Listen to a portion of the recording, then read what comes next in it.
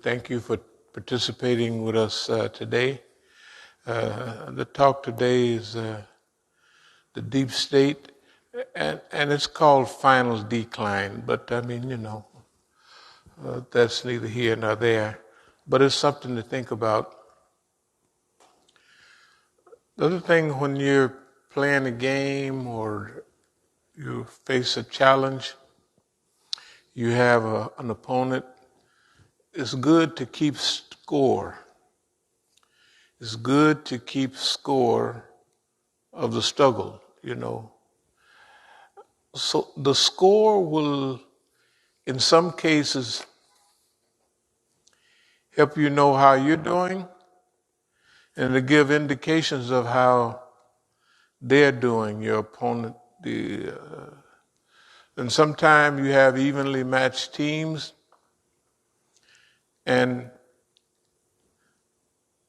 the score might be 99 to 99, basketball or something, or 101 to 101. And if it's an unmatched team, it might be 85 to 100 or something like that. A lot of times a score deals with the quality, the status, and the role that the team is on. Sometimes you're playing against a team and they may not be that good, but they get on a roll. And they just, the wind is behind them and they moving. Sometimes they defeat a superior team. Sometimes it's hard to keep that up because sometimes it's just they had a good day. The esprit de corps hit them, and the other team had a bad day. They couldn't get off the ground. They might have been the best team in the world, but sometimes they just couldn't. You know what I mean? They just couldn't get it together. It was just a bad day. That good team might win the series, the whole, but sometimes that team come out and they just wear out the champs, and they may not win another game for 500 years. You know what I mean? That was their day. And you couldn't stop them. They called time out to break the rhythm, and they come right back, So in the competition, it's good to keep score. It's also good to take the environmental circumstances into account. Home team advantage, away from home, been on the road a long time, and all those things. So with the struggle that we're in, we look at all of those things. And we're dealing with people that have a home court advantage. They have superior organization. They have superior communications. They have superior technology. They have more people. And they have everything. When you look at the stats, everything is on their side. When you look at the stats, everything is on their side. But if you look at the last competitions, everything is going against them. It may be that they are a champion that's got old. And when the champ get old, people be looking at him and say, they want you to throw in the towel because the champ's eyes is puffed up. He's bleeding from the ears and the mouth and everything. And the younger, hungrier opponent is just moving around. He's captured the whole environment. and the champ can't do nothing about it. But the champ was remembering the glory days when I was coming up, when I was hungry, when I was energetic, when I could throw a blow across people and the wind would knock them down. They'd fall there. Okay. If you look at, let's call it our opponent for now. If you look at the war in Iraq, if you look at the two wars back in 91, that might have been a fluke. The U.S. got everybody on their side. And what happened in that war, the Israelis, the world had built up Saddam Hussein in the 1980s to fight Iranians. And they gave him everything. Poison gas, Exocet missiles from France, T-72 tanks from the Soviet Union. They had Sudanese mercenaries. They had Jordanian regulars. They had Egyptian technicians, those out of the Arabs They had Egyptian technicians and pilots. They had full supplies. Everybody was on Iraq's side. But yet Iran fought them to a stalemate. But when that conflict was over, the whole world had built up the army of Iraq. It was the biggest army in the Middle East. And that army was a threat to the Zionist state. With that many numbers, if they could get the other Arabs to even, and they've been trained, they couldn't fight that good, but they could stand struggle. You know what I mean? They had, and so in 1981, the Zionists sent planes to destroy the atomic energy plants or whatever Iraq had to try to build up. Okay, now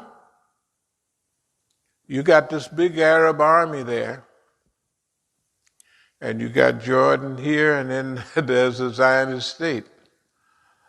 You got Syria over here, and they've stolen the Golan Heights, and there's the Zionist state. You have big old Egypt over there that they paid off Egypt so that they wouldn't fight them anymore. After the 1973, see the 1956 war, the Israelis attacked Egypt, and they wore them out. 6 days, they called it a 6-day war. But in 73, it was different. The Egyptians, we call it the Ramadan War, they call it the Yom Kippur War. When the Zionists was celebrating their main holiday, the Egyptian attacked. And they don't tell you much, but the Zionists was panicked. The Egyptians was rolling on them. You could see a clear United States intervention with weapons. They had them big C, whatever they call them, full of tanks and armor and everything going to Israel. And the U.S. told the Egyptians, if you get any closer, we coming in. This is in 73. So it was a stalemate. And what happened was the U.S. just hired Egypt as a flunky of Israel. Okay, now you got Saddam Hussein here, and Saddam Hussein is not stable. You can't tell what he might do. And it's not that he studies everything in detail. They got a good profile of him. They study him, this guy here. He'll go off. The other thing is, he's telling all his other allies, or they're telling him, Saudi Arabia says, hey man, we gave you $50 billion and we want some of our investment back. And then he's telling the Kuwaitis are telling him, and they're slant drilling. Here's Kuwait, here's Iraq. They ain't drilling straight down. They drilling, they get right on the border and they slant drill right into Iraqi oil. So it's a lot of foolishness going on. Saddam asked the U.S., April Gillespie was that woman. She was the ambassador to Iraq. Saddam asked her, hey, what if I knock these boys over, She said, this is right there on TV, we have nothing to do with inter-Arab conflicts. In other words, they was trapping Saddam. Why? I'll make it simple so it don't carry on a long time. They wanted all of their weapons back. They gave him all these weapons, they gave him all that stuff. And if it was used against Israel, it could do a lot of damage. That's the way everybody was looking at it. So they, the ones that started that first Gulf War in 91, that's why they had an easy time with it. They had Saddam's profile, they had it all laid out, and they had the whole world against him, and so then they moved on him. Okay, out of all the conflicts going on in the world, dealing with the United States and others, that was the last. It was a trap, that's basically what it was. It was a big trap laid by Allah subhanahu wa ta'ala. And that was a second trap in the final stage. We'll get to that in a minute. So, when we get up to modern times, if we look at the conflicts around the world, if we look at Yemen, the most powerful country in that region and the richest, Saudi Arabia, is fighting against Yemen, and the Yemenis have little or nothing. The border is blocked, the sea lanes are blocked. It's a blockade on the ports. The people are technically starving to death. And that was 2015, this 6th year of them starving to death. They done bombed wedding parties, they done bombed treatment facilities, they done bombed they done bombed everything. And the people is holding on. And they don't have nothing. They don't have nothing. I mean, everybody's sitting there looking. And now I've been in programs with them in Iran. See, out of those big programs, they invite people who lean in their direction. And in fact, I was in the conference part where the Yemenis was. Like sometime when they break up into different groups and you deal with one part in the Middle East, when you deal with global affairs, and you break up into teams. And I was in the team that dealt with Yemen. And that's the last time I got the question about Syria also from the floor. They wanted me to deal with Syria because I was neutral. I'm a neutral person. So they wrote me, I got the note and I copied it.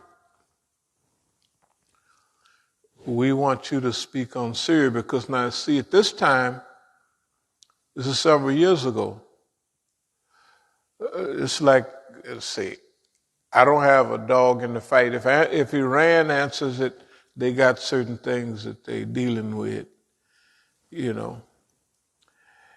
Yemen answers it, they got certain things. If any of them answered that question dealing with Syria, you can say they got something in it. Now, I'm the only one in the whole program that I don't have. I got to give a reasonable answer or a neutral answer that deals with the reality, because I don't have I don't have nothing attached to it. Yeah, I don't have nothing attached to it. Right. So they gave me the thing and they said, we want you to deal with that. I remember it like it was yesterday. But anyway, let me go on a little bit.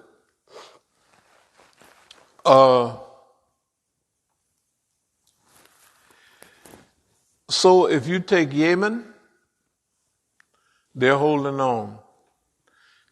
If you take Lebanon, there's been a little conflict the last few days on the border, where Lebanon is sending stuff into the Zionist state. Can you imagine the hunger and what's going on in Lebanon right now? Lebanon has never faced this type of crisis. They are having it tough. And it's all based on the blockade for the U.S. And then last year they just celebrated the blowing up of that. They had all of those tons of munitions stored on the dock.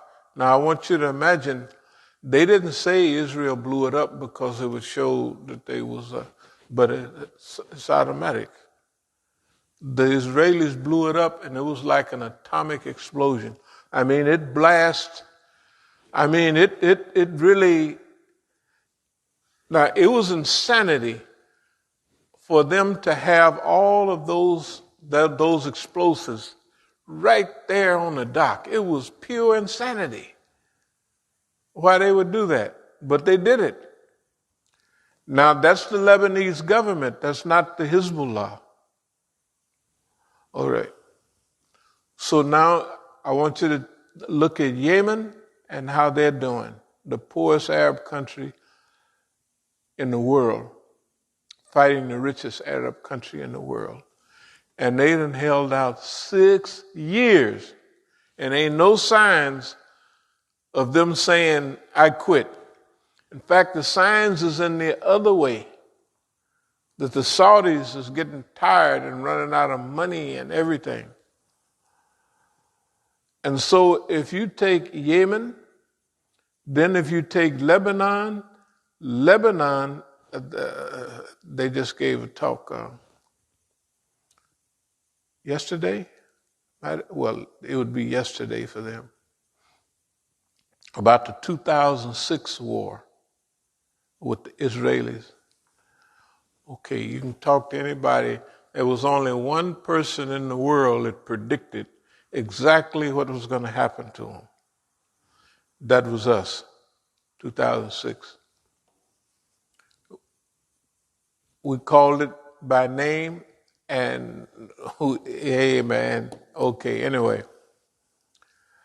And now let's deal with the parent of all this, the Islamic Republic of Iran. There has been a blockade, not a blockade, there has been some type of fitna with Iran for 40 years. And Iran is still there. So if you take Yemen, if you take Iran, if you take Iraq, and let's add in Afghanistan. The longest war in American history is which war? The Afghan struggle.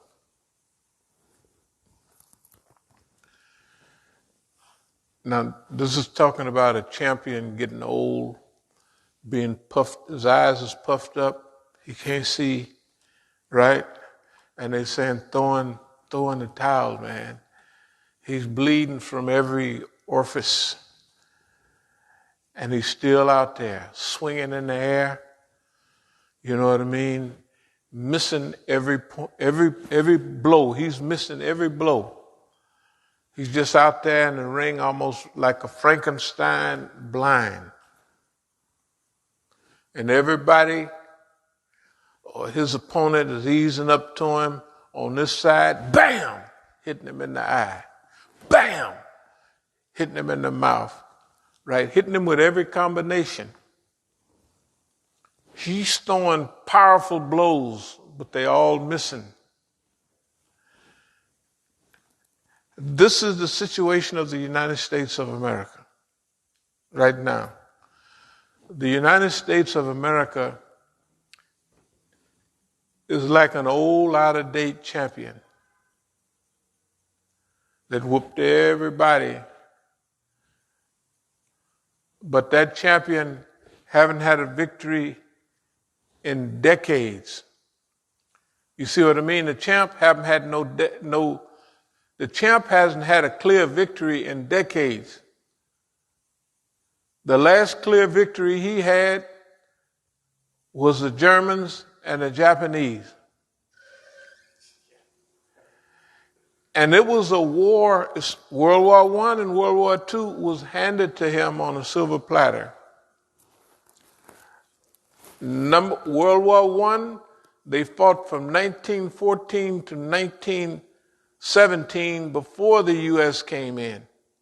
And the U.S. came in at the end of the war when everybody is tired and washed up. They done exhausted themselves. U.S. come in, throw a few punches, and bring the victory home. Everybody will tell you America won World War I. Right? That's what they say. And America gained in prominence.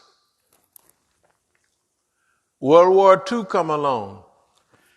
1939 to 1941, the end of 1941, December 7th, when the Japanese attacked Pearl Harbor, right? December, there's no more days left, so technically it's almost 1942, right? They attacked the U.S. The U.S. comes into the war when? That's the same time Operation Barbarossa. You ever heard of that? No. Barbarossa. You ever heard of Barbarossa? The Russians? Yeah, when Russia, right, okay. Operation Barbarossa. In July of 1941, Germany broke the non-aggression pact with Russia. They attacked Russia. That was in the summer. They had, they just swooped over Russia. And you thought, hey. But then they got to Stalingrad. Things slowed down. Then they had, this was the greatest battle in World War II. No matter what anybody say. It was the greatest battle, the greatest loss and it was the most important battle. After Stalingrad, that's why we say from Stalingrad to Oakland. That's why we choose it. We'll get to that later. I don't care what nobody say. I don't care what their understanding is. Oakland is a knife in the heart of their struggle here. That's why we call it Stalingrad to Oakland. Because everything that happened in Stalingrad, that's what happened to them here. I'll give you a few examples. The Germans didn't plan for a long struggle. They didn't even bring winter uniforms. Why?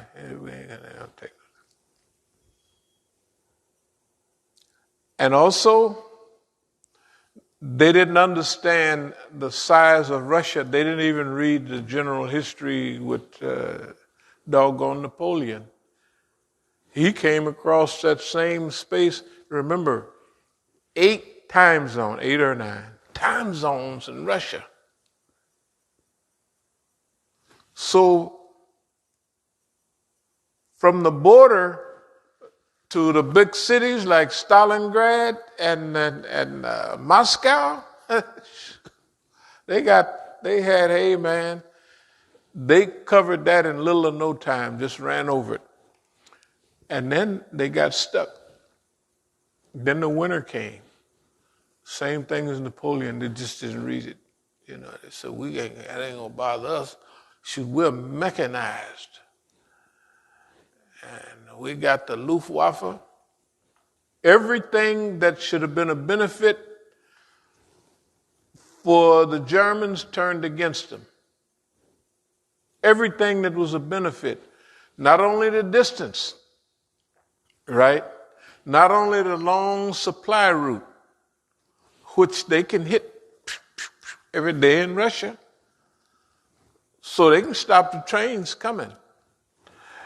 No antifreeze so that they don't, you can't, I don't know. What we call cold here is not the same as what Russia is. Russia is COLD. I mean, it's serious cold. Machinery won't operate. Stalingrad,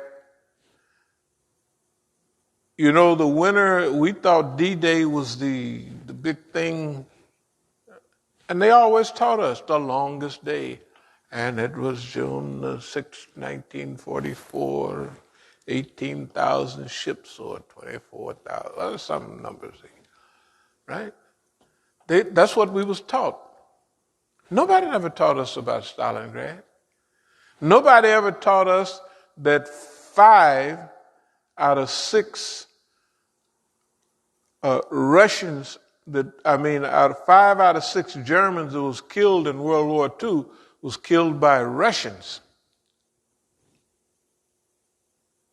And I didn't know till 1962. I didn't even know about Zhukov. I happened to be in the hole at PSI, Preston School of Industry. And you know the way they bring old magazines? Somebody that want to help, they have stacks of magazines. The Newsweek and the Time magazines from all during World War II.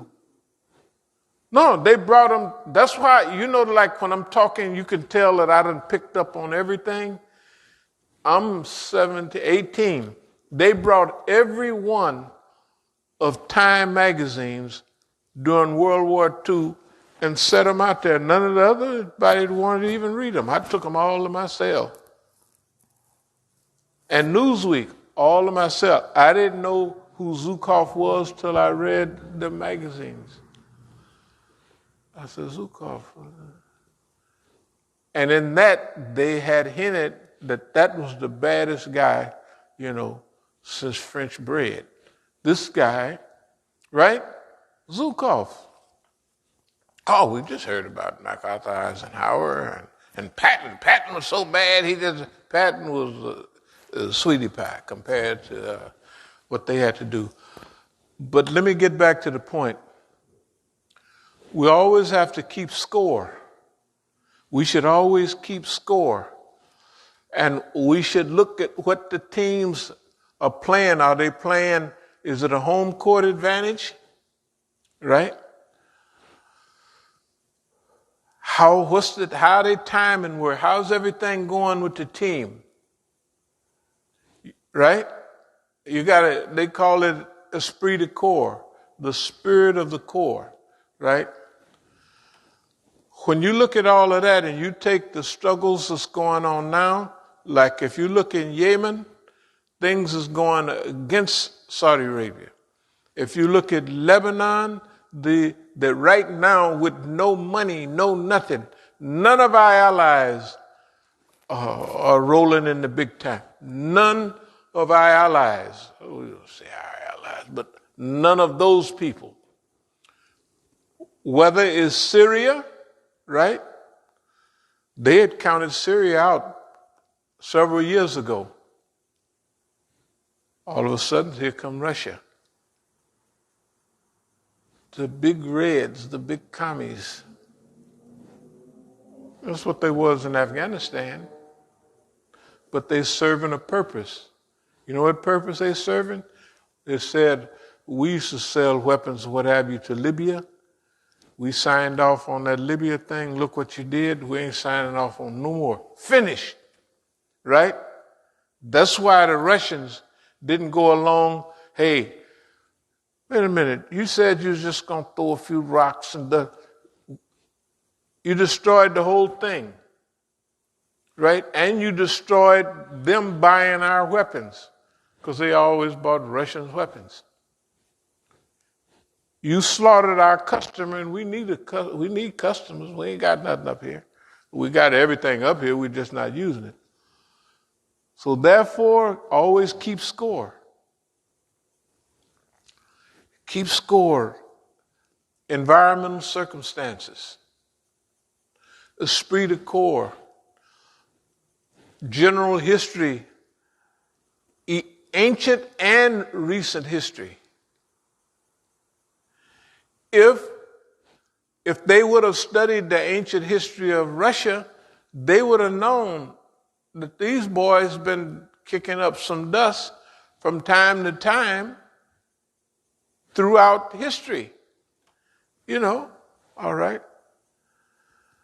Okay. So you have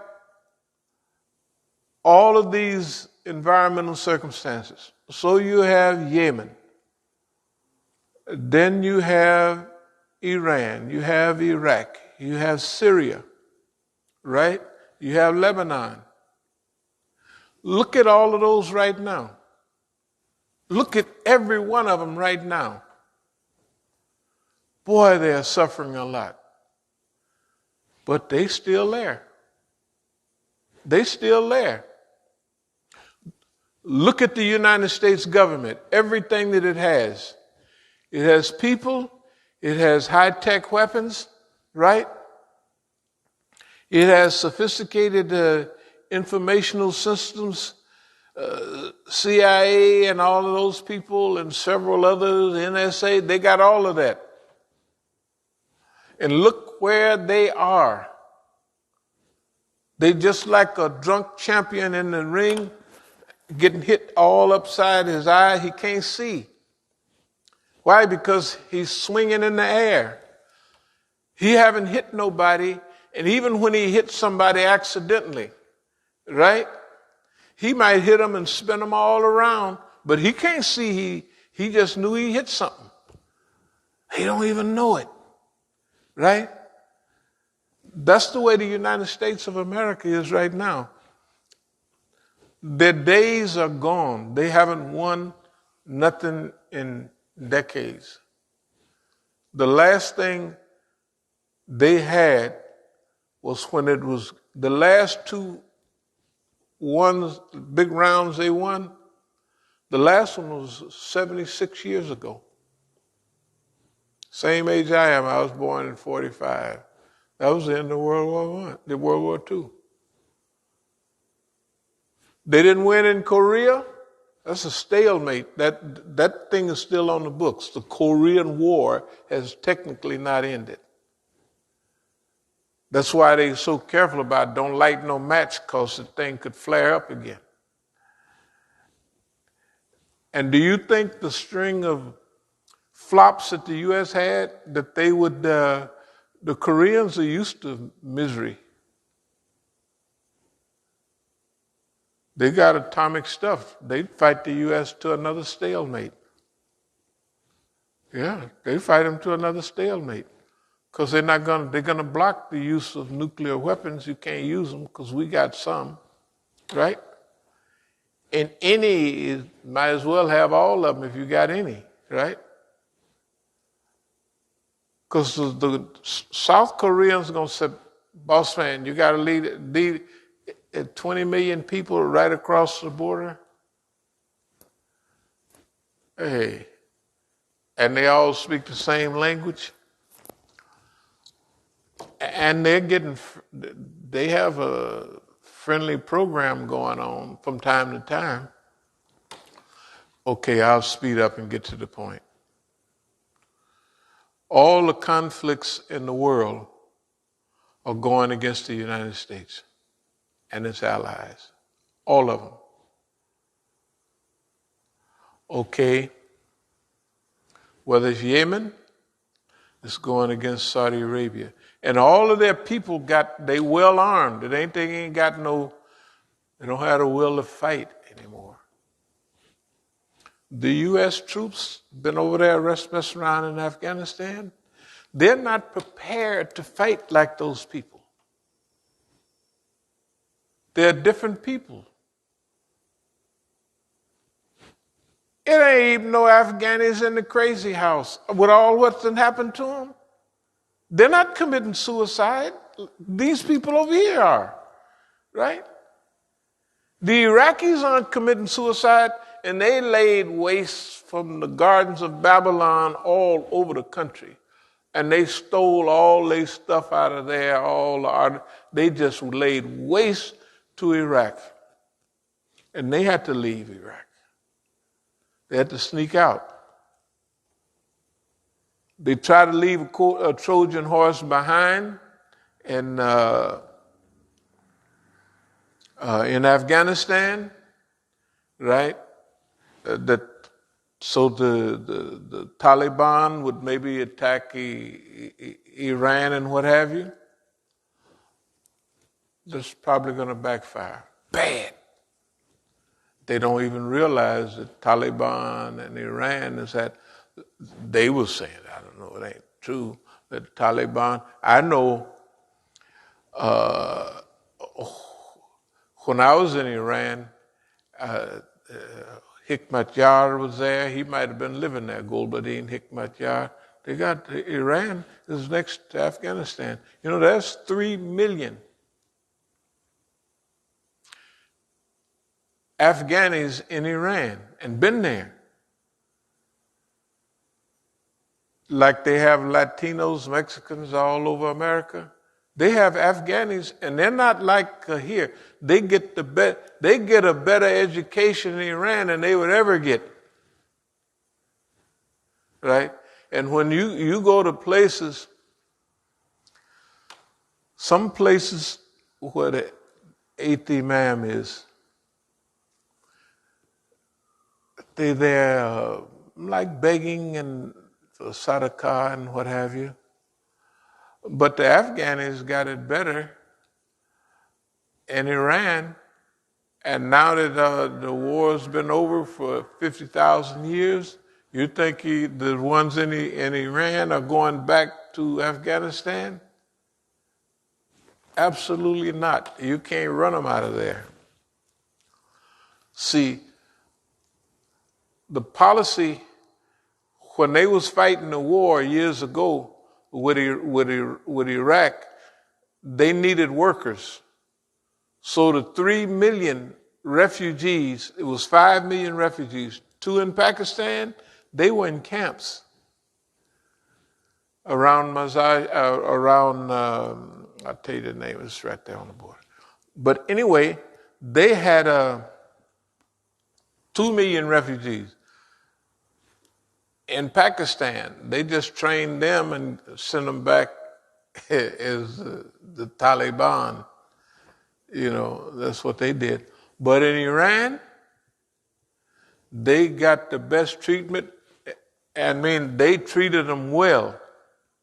They got an Iranian education. Now, Iran compared to Afghanistan is the same comparison as to Mexico and the United States. No, Iran is way out above, you know what I mean? In structure and organization and all of that.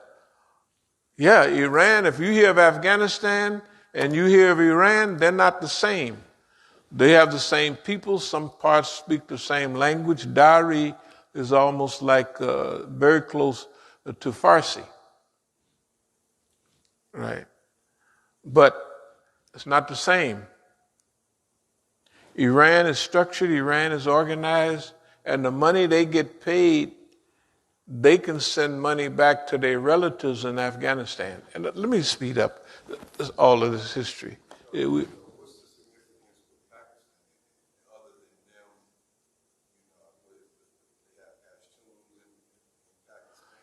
They have, Zafar used to keep me up on that because he's a Pathan. And because Urdu was his second language. Pathan is his first, that's where he's from. You can tell by the name, Zafar Bangash, Zafar might be, anybody could have it, but that Bangash means that he is telling you where he's from. Okay. So what is the difference, or what's the significance of Pakistan in relation to that whole area? Yeah, but the U.S. don't treat the U.S. is stupid. This is part of the decline. Okay. They get the country destroyed and they get Pakistan all the fitna. The fitna is not in the U.S., the fitna is in Afghanistan, is in Pakistan. And you get all of that turmoil and they give you a few billion dollars or something. That's not to take, that ain't taking care of nothing. So the ISI, that's the U.S. don't nobody like them. And see, the ISI, every time we had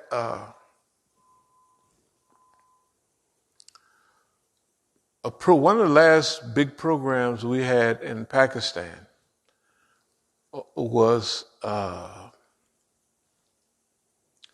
some of our allies there. And so in order to make sure that I was up on certain things,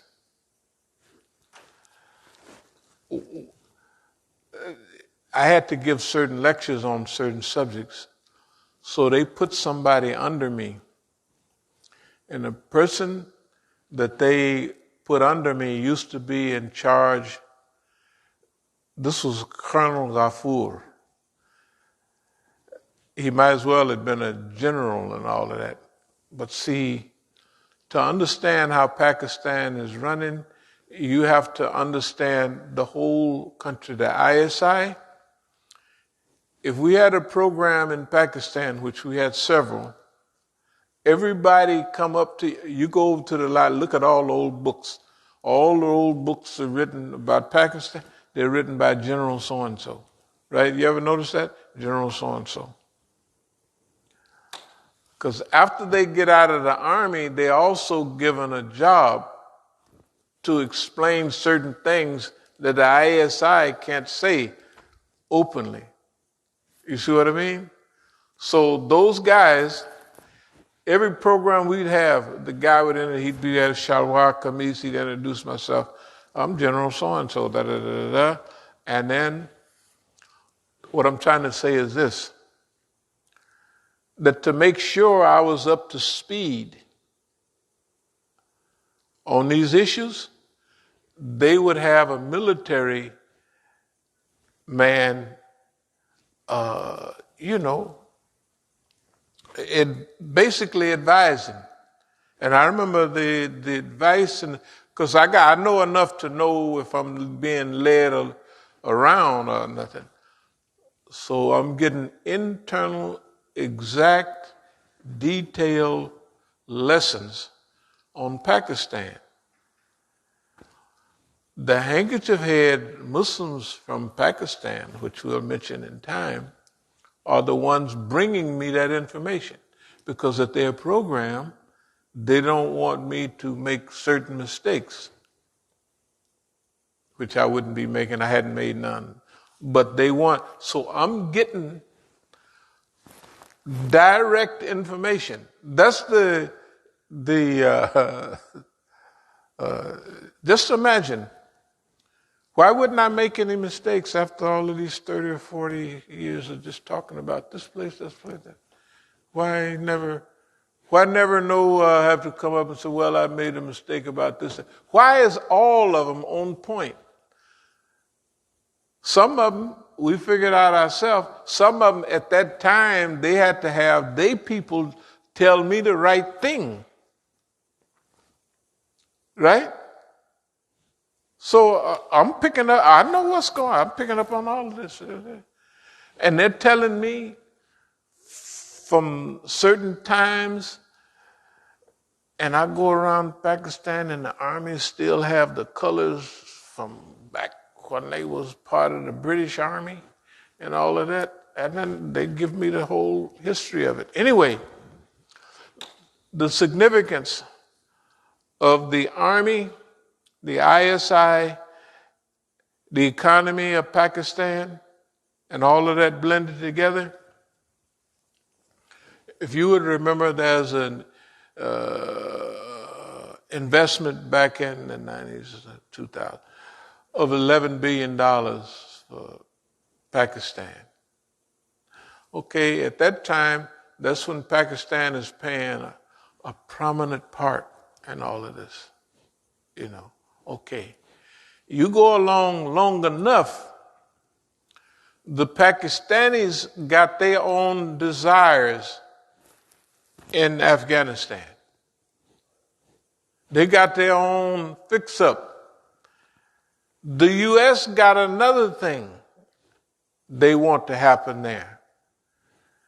And they don't coincide. So the Pakistanis have to, oh yeah, bossy, right, bossy, right, bossy. They ain't doing none of that. They just, yes, boss, like any, like the Chinese was doing. Yes, boss, yes, boss, yes, boss. And they don't do none of that. Right? Okay. That's the relationship between Pakistan, Afghanistan, and that whole region. And they keep forgetting. I remember doing Ahmadiyya's time and all other times. When they have a meeting, they have a regional meeting with Afghanistan, Iran, and Pakistan.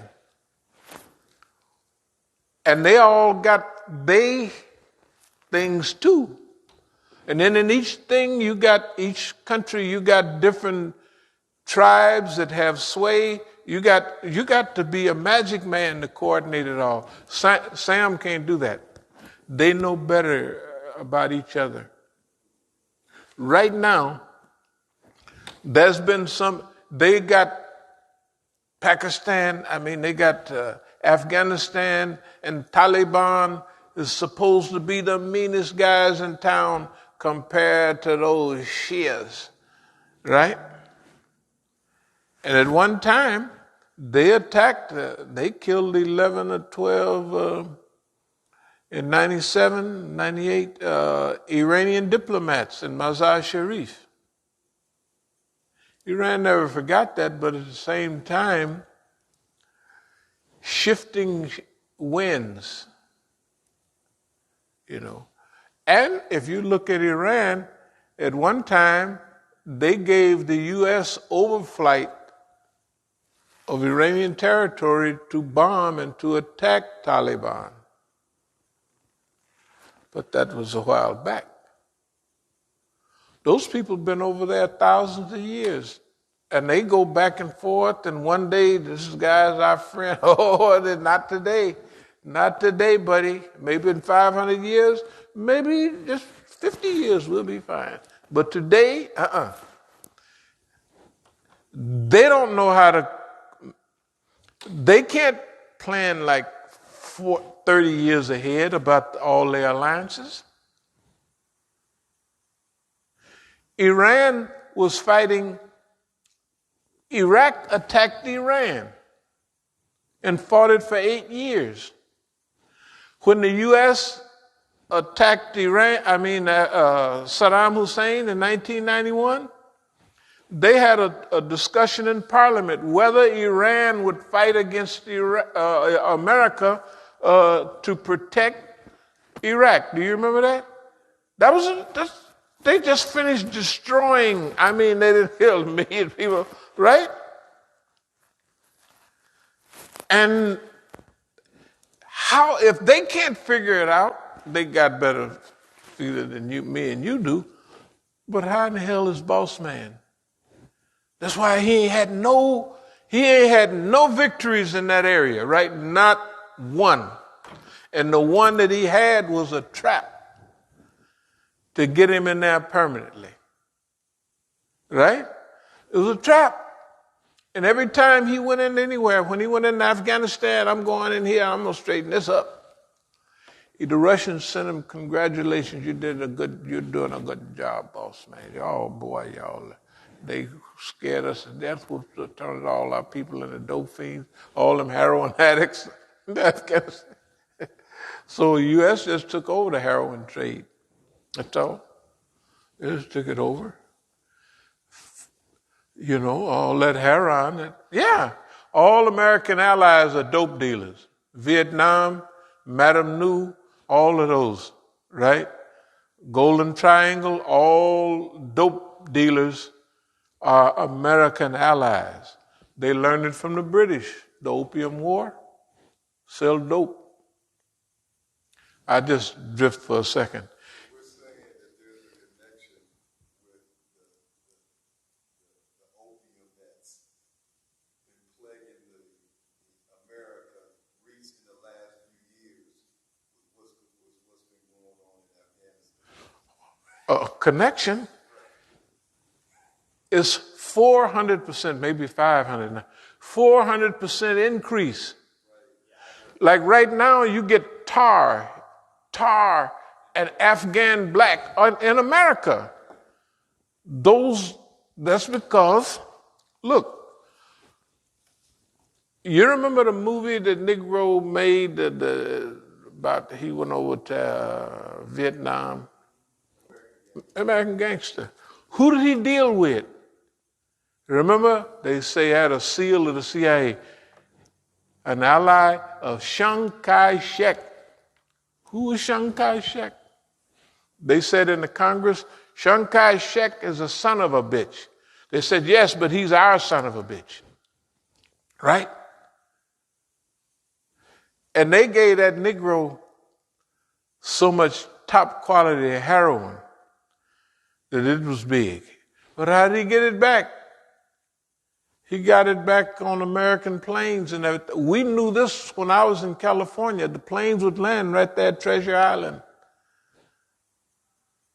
And then they'd come over to New York in body bags. We knew that it was something that people in the game knew when I was doing it. Okay, so it's no secret. Okay, so I'll just tell you this little fun thing. The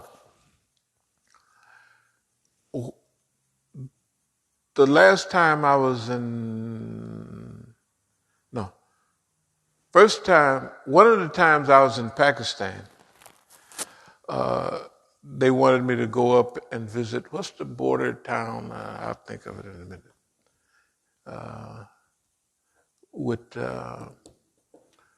Where all the refugees are in Pakistan. It's right on the border.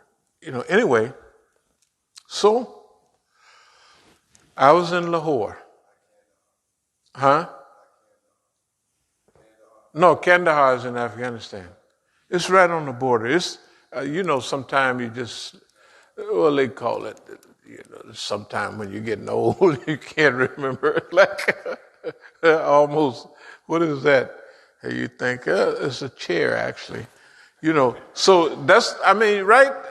Y'all not old enough for that to happen yet. But sometime, you get there in a minute. Just hang around. No, just hang around. It's just that simple. But anyway, so there's a few gaps. You know exactly what it does. You know all that. But what the heck is that? Huh? Peshawar. Peshawar. Yeah, Peshawar, Pakistan. Yeah. So here I am. I go and I'm visiting Lahore. And Lahore is the headquarters for Jamaat Islami. And, Maulana Maududi, see, before Imam Khomeini, Maulana Maududi was the man. In 72, when Maulana Maududi came here, he visited with all the brothers up in New York. They went up there because our movements, especially the Islamic Party, it was based on the principle of Maulana Maududi. So up until 1980, when he passed away, the whole thing, all of our studies was Maulana Maududi. We didn't know nothing about Imam Khomeini or nothing. Nobody did. So anyway, so when I was in Pakistan, I was in Iran, and I always wanted to go to visit Pakistan and visit headquarters. So back in those days, I went over. I had them get me a ticket from. I spent a lot of time in Iran that time, and before I came back, boy, they had fattened me up. Then Ramadan came, and I got a little trim. But when I went to Pakistan, I really got in the groove, you know. And so I was there, and they wanted me to go up to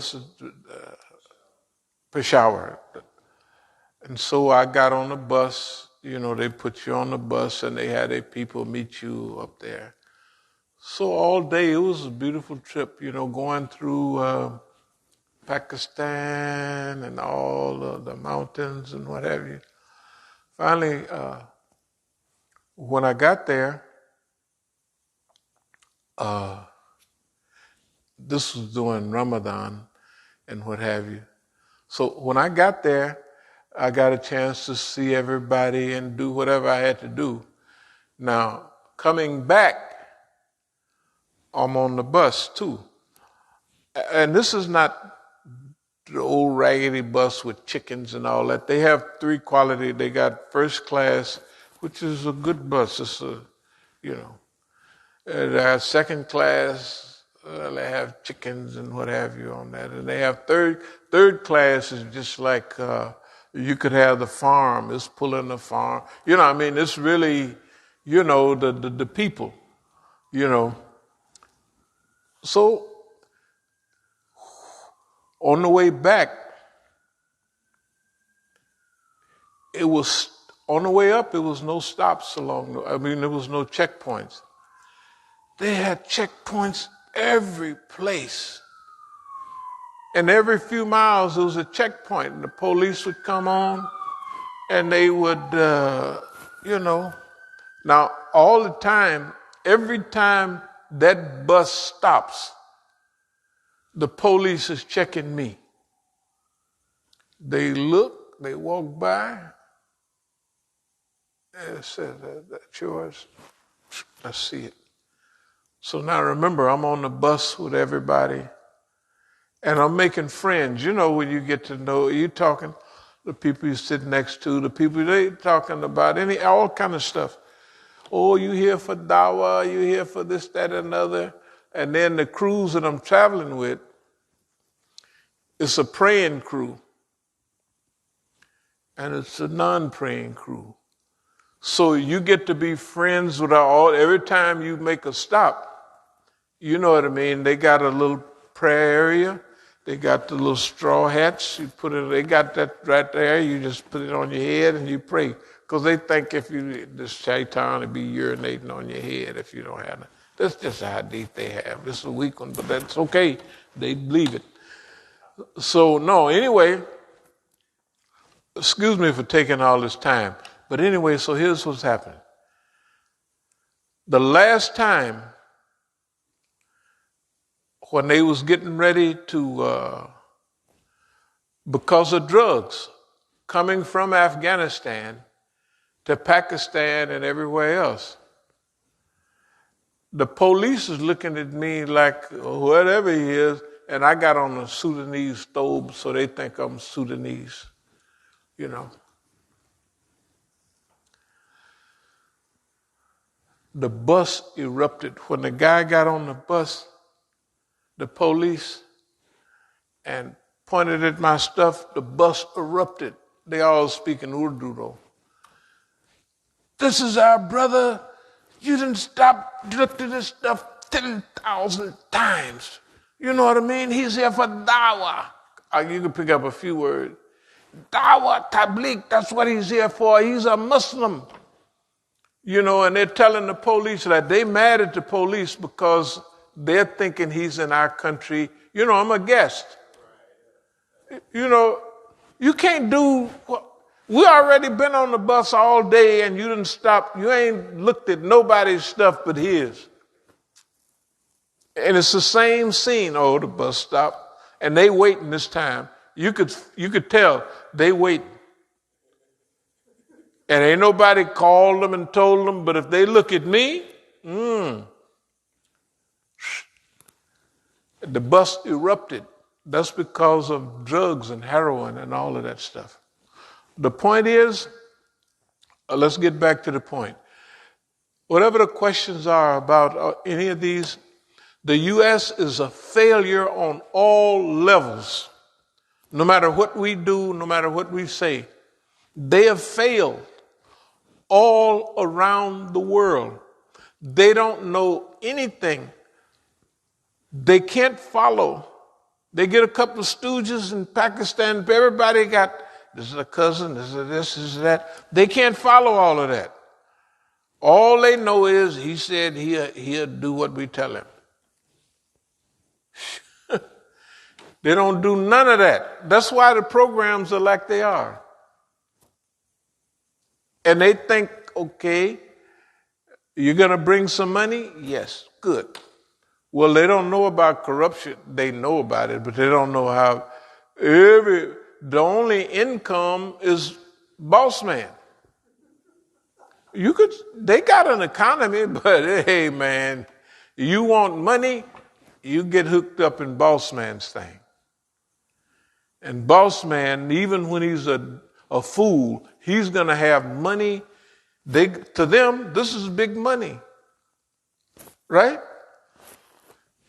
So what they tell him, he's going to abuse them, and they know it. Everybody know that. He's going to abuse anybody, any group. They all know it, right? So all they're going to do is say yes. Now you going to do this here and here? Of course, boss man. G, they're going to tell him. G, boss man. G. Whatever you say, G. G. G, yes. And what do? No, nothing. It don't fit. That's why he failed.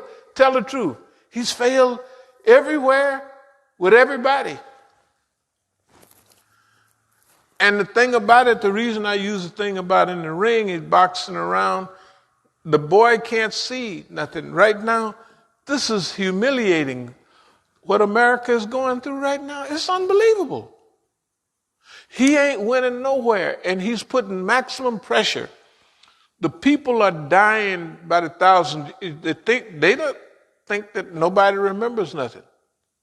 So at one time or another, boss man has stuck his foot in everybody's behind, right? And see, when you big, you don't remember none of that stuff. But when you getting that foot in your behind, you remember. As soon as that guy, the big boy, that's what happened to Negroes that are big. I used to watch it all the time. All the Negroes that was big, because they used to have a saying, the same people you meet on the way up, you're going to meet on the way down. In other words, when you coming up or when you up there, you're not paying attention to, I'm big so-and-so. I'm big so-and-so. I'm the white man. I'm the boss man. You know, do what I do, I tell you to do, and that's it. That's, Well, what are you going to give us? Nothing. I'll give you a couple of loaves of bread. Okay, boss man. That's why nothing works nowhere. Nothing works nowhere. And he has all the tools to get it done. I'll give you an example on some of the stuff we're talking about. In America, we have, we work with Iranians for, a long time, from day one. Some of their brightest minds were here in America. Okay. Have you ever heard of Savak? Savak is the secret police in Iran. Okay. There used to be thousands and thousands of Iranian students because the Shah, pro-American, right? Tons of Iran. You could see demonstrations in America in the late 70s and the early 80s with thousands and thousands and thousands of Iranians. Okay. SAVAK is an intelligence organization. And the Shah is going to fill up although they had wonderful guidelines, they had, because how are you going to protect? Well, we have ways that, but they're not going to work. They're going to be full of SAVAK agents, right? Okay. Plus the FBI is going to talk to Iranians, students, and they're going to keep an eye on everybody. And if a guy's mother needs an operation that they can't get in Iran, they're going to tell him, well, you help us a little bit. We'll get her over here. And this is his mom. What the heck? Right? It's not going to hurt anybody. And I just drop off a little information. Then SAVAK, the secret police, is disbanded. Let's say they have 1,000 agents over here as students in the student organization. When SAVAK goes dead over there, those people are still over here in the organizations. Therefore, they're going to regroup inside the organization. They're going to regroup. The Savakis are let's be just practical about it. Now, of course, when you go back to then, I already understand intelligence. So I know what they're dealing with, right? I already know. You go back to day one, I know what they're dealing with. Okay, now, over here, they got the Savakis, and the Savakis are here. They're in India, they're in Malaysia, they're wherever they sent Iranian students. The good Iranian students that want to help the revolution, I watch them. They pack up and they go home. A long conversation with one of the best ones when he was going to university of such and such. He said, man, just as a auxiliary teacher, because they study hard, so they're going to be, they do little teaching and what have you. When they get their master's degree, they're able to teach other students while they're working on their PhD. Okay, there was tons of those. So they offer those guys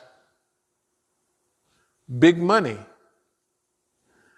And one of my friends was telling me, because when they got back to Iran, the Iranians didn't trust them a lot.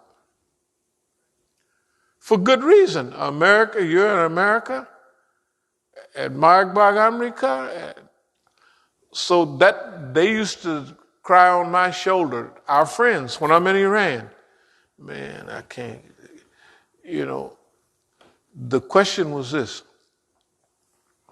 should they have one of these guys that they trust that don't know nothing? Like a soldier or such. Or let us do it and we know engineering and we know that. Their complaint was they let the dummy do it. Because they know the dummy. Yeah, they know the dummy, but they don't know them. And these guys that went back, if they had any sense, they say if a guy comes back, it's an 85% chance that he's all right. If he comes back and he knows what he's going to face, you kind of can. The ones that stayed here, though, the last time I was out at a program a couple of years ago, I watched all those Iranians, every last one of them, from the top to middle on down. We had been together for decades by that time, almost 40 years. Yeah, we'd been there 40 years. But they were Savakis. You got to remember, it's not only in the U.S., but every place outside of Iran where they had student organizations. Now, you imagine the ones that, it's not new. If you remember, in 1990, I made a lecture about the people that work in a sewer, diplomats. And they can't smell themselves, but their behavior, you can smell them. I'm telling you by 1990, actually it was before that, because Imam died in 89. Okay, June 3rd, 89, he died. Okay. By 1990, they're coming out of the woodwork. Why? All the posts in the UN, all the posts that they have, everybody over at the Iranian institutions have become American citizens. You're not going to become an American citizen unless you swear on the Bible and do all that other stuff. Right? That's why the people here could cut my throat so efficiently with no feeling of all those years of, putting our life on the line. So you got to remember, they got a chance to go back somewhere. I'm going to be here with Boss Man. But they had a policy, and it was a good policy, because they didn't know us.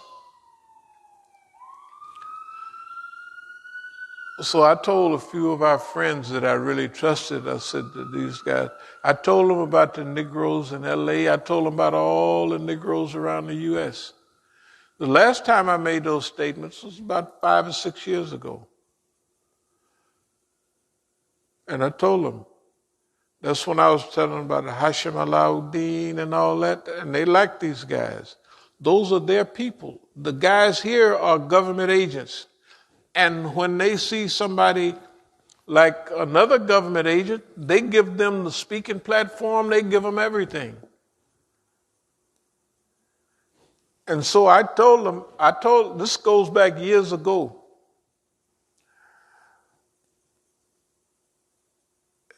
When Dr. Kaleem Siddiqui was still alive, and when we would have programs in LA, they'd come sometime in different places. The Negroes would go, and they was trying to push Dr. Kaleem Siddiqui around and like, you got to give us some money. Dr. Kaleem Siddiqui told him, he said, I'm on the dole. The dole is welfare. Because he had heart trouble, right? And they thought since he would be having all those programs, that money came from certain places. And they thought he had technically, and it's not only that. See, the Negroes think all Negroes are the same, that I got to be there for the same reason they do, to get money and to tell on everybody. I've heard that. Not that you told, Right. they made the statement that he get money from Imam. Oh, I do. Yeah, but it's like if I do $100,000 worth of work, I may get the $2,000 for something to do. That means you're technically not getting any money. All that big money, when we spent $500,000 on our school, that didn't come from Iran. That was our money. We hustled up and if the only amount of money that you could count up that came from Iran was when we needed to buy that house over there. I told one of my friends, hey, da. So they gave us something, a nice piece of money at that time, like $100,000. So we bought that property. Now this property, we got two of our friends together, and we bought that property. We bought that property over there, and then the Iranian that was doing work around here thought he was going to get hold to the rest, because in order to get the money from them, his friends up there, who's going to do the work, and I put his name down there, and he was happy with it. So when that lot came up for sale over there, it was $35,000. I took the other money and bought that lot.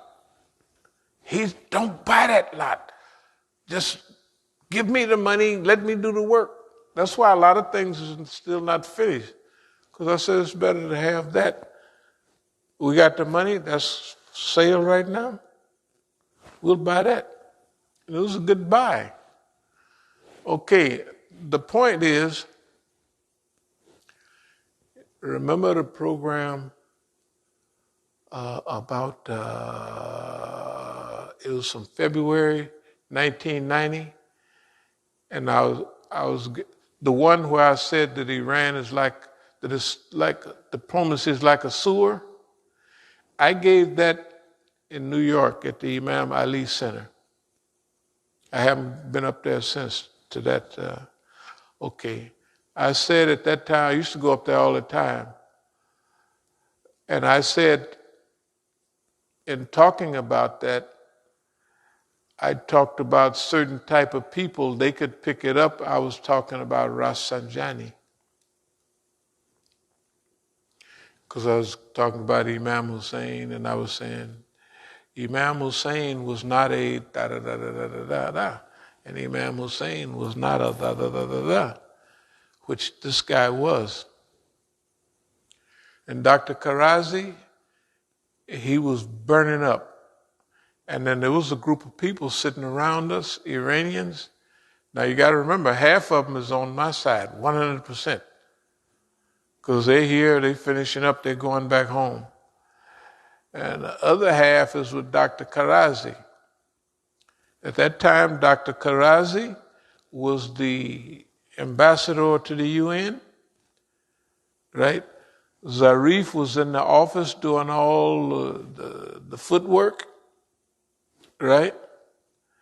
And so he's saying to me when we were sitting around having dinner, he was burning up. Whatever it was, we shouldn't say certain things about it. I said, basically, what I said was, if you don't like what I said, don't invite me up here anymore. Of course they didn't. Not to the day. Not this minute. I ain't been back up there. The point is this. The only time I mentioned something like that was at another university down in, well, I won't mention where it was, but it's where I-10 is going this way and another highway is coming down from the north and it meets right there. There's a university there, right along 10, so you could figure out where it was. Just think about it. Look at the map. So I gave a lecture, it was a Shia program, it was a lecture. It was during the same era. And at that time, it was a lot of Arabs that was close to Iranians. The Arab Shias, they had two big organizations, but they had to kind of cut them back because the Arabs would grab the parents and tell the student, if you don't come back home, I'm going to keep your mama. I mean, that was pretty tough. It's a pretty tough one there.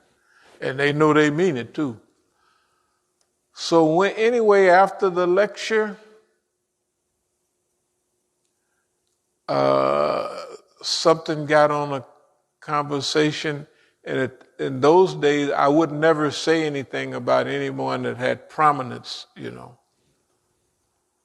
So they picked up on one little hint that I had said, and so they kept at me, you know, where you're at a meeting, you know, when you're eating and everything late at night and you're just talking.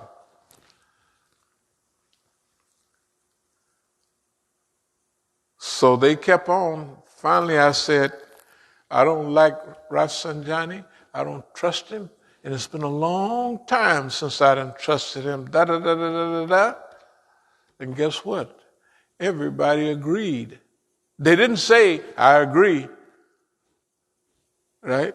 And over at the Daftar, when that program up there in New York was finished, the one in 1990, when I came back and visited the Daftar, it was a whole crew. They was Rafsanjaniites. And I visited the office. And finally, one of them said, you know, that's a great man. You know, and they was burning up. But what you know, in other words, take it or leave it. But let's get a picture of what we have in the United States. When the revolution is successful, there's more Iranian students in the United States than any other group. They're all from, well, you know, you're a student here, you got to be middle class or upper middle class, you know what I mean?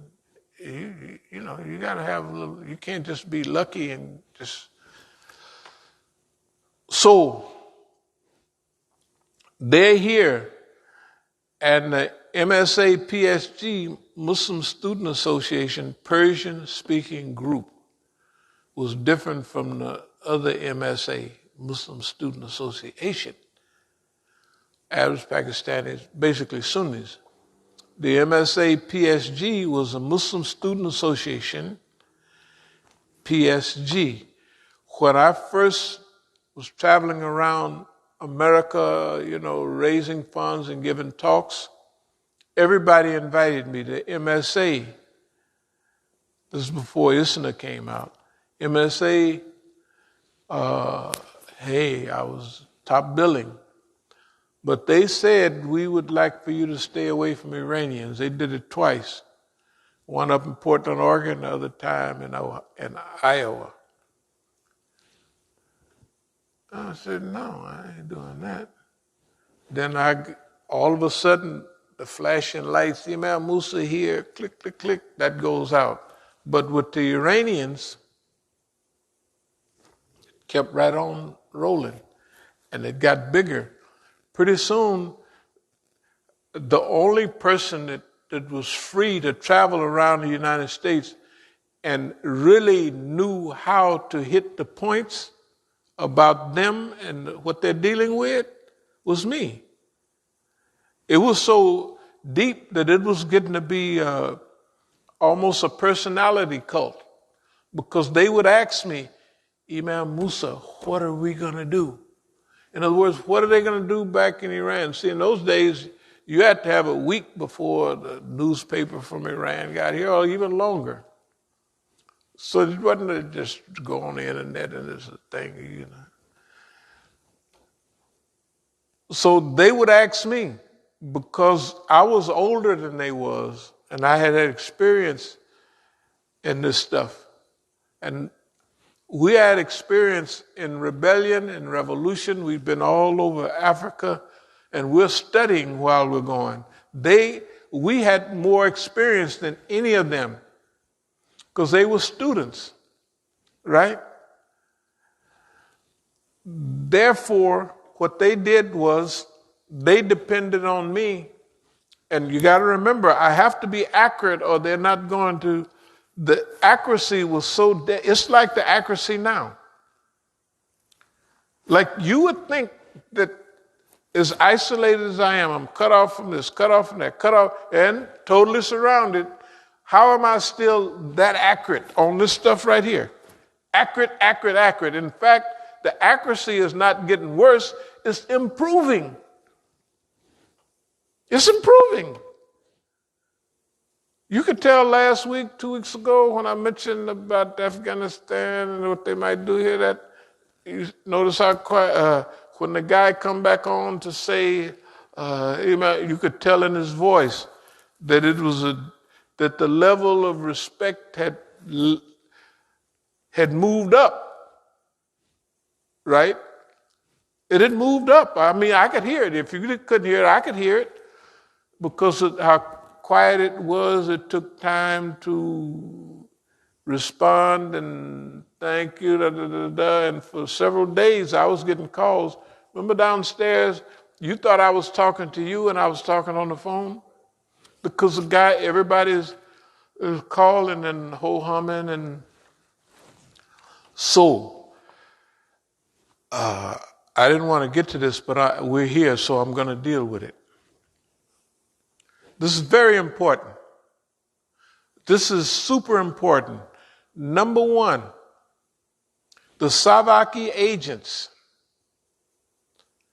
most of them stayed here. All the votes here will not be for Ahmadinejad.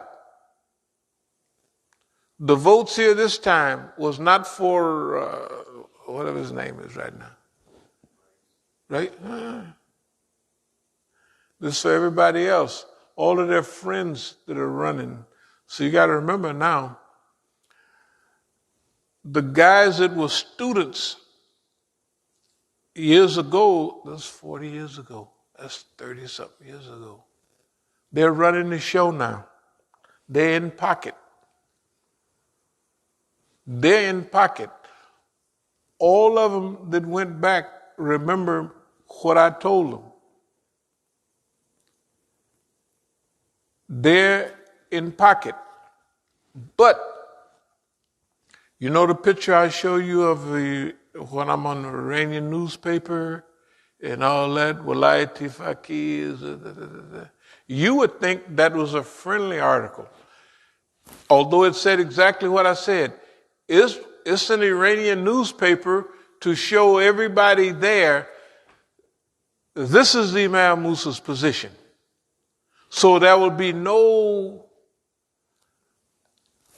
nothing. Everybody, they're telling, this is his position. Walayati Faqih. You've been hearing it all the time. Walayati Faqih, I don't care, they got Afghanis right up the street. Ulama, right up the street. Queen's Chapel, something right up the street. I'm telling you, you could throw a rock from there up to there. Turban and all that stuff. You want me to come by and tea? I said, no, I don't. I got it covered. I don't need it. Why? I don't really support the Walayati Faqih. Well, good, you can stay at home. What the hell I need you coming by here for if you don't support Walayati Faqih? All the people over the last several years,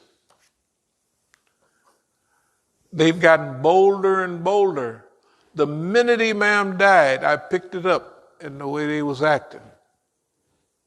That's why I gave the lecture on you've been working in a sewer and you can't smell yourself, but I can. Why? Because I'm in touch with it. I mean, really, see, I know the value of the Islamic Revolution. It's not perfect, but look what it's done in the world. Hey, man. For it to survive is a super duper miracle. With all the stuff that the U.S. is throwing at it, and every group, USAID, the Democratic Union to Save Humanity, all of that crap is anti-Iranian, right? Everything they got. Can you imagine everything they got is pointed at Iran? And if a guy comes in and says, well, whether he meant it or not, we'll make a little something or other and get rid of your atomic stuff. But Netanyahu and them boys, they don't care what your deal was. And Joe Biden said, we're going to, election time, or don't you worry, we're going to put all that back. It ain't nothing happened since. And he didn't had 8 months, 7 months to do something, right? That's a long time. He could have saved his homeboys if they did it early enough. The people are complaining about the election was rigged, right? Okay, that was a smart move. They can't take a chance. The whole superstructure is here. And I'm sure even friends of ours like Ahmadinejad, they should know that this is not, they have their time to organize all over the world. In every organization that's Iranian outside of Iran is managed like the people here. It's managed. It's 100% boss man. And I've tested them. They cooperate 100%. And even my family right down there, I test them. They all that stuff jive. Yeah, you got to test stuff. Yeah, ain't nobody. I'm not going to sit up here. Maybe it might seem callous, but it's not callous. It's correct. Because see, we're not playing the people's lives in the world. You do right, or they're gonna kill so many people. If you do the right thing, you may be able to, instead of 100,000 getting killed, you may break it down to 2,000, maybe even 20,000. But that's your decision. How many people are you going to save? So you can't be playing. You can smile all you want. You can pretend like well, I'll be doggone. That's all right. But you have to do is cold, calculated reality. And lives depend. Everything that happens that has a number of lives attached to it. And you see the Negroes that are doing what they're doing. When I look at poor Malcolm Shabazz, they led that guy to get beat with baseball bats, man. And they knew he didn't know nothing about nothing. Them niggas got him killed. Them niggas that I know, they got him killed. And I know they got him killed, and they know I know they got him killed. And there's no reason for it. The guy would take girlfriends to the Muslim programs, right? If you had him in a program, hell, he didn't pray at your house. I had friends, hey, man. He probably knew how, I'm sure. But They were just using him. And how he's going to come out of the prison, and it's not that I could have did anything about it. And the guy that he mentions as, that's my Imam, that's my, I have allegiance, I said, shoot, that's the biggest tattletale. I knew he was a tattletale the day I saw him. Because that's how it works. This stuff that's going on now, hey man, it's world changing stuff. And sometime when it all hits you, you realize why you behave like you do. You still have kindness, love, mercy, happiness, and all that as part of it. That's your profile. You never change that. But the way they act, these people are murderers, man. Them niggas they'll murder your behind and then go on and sit down.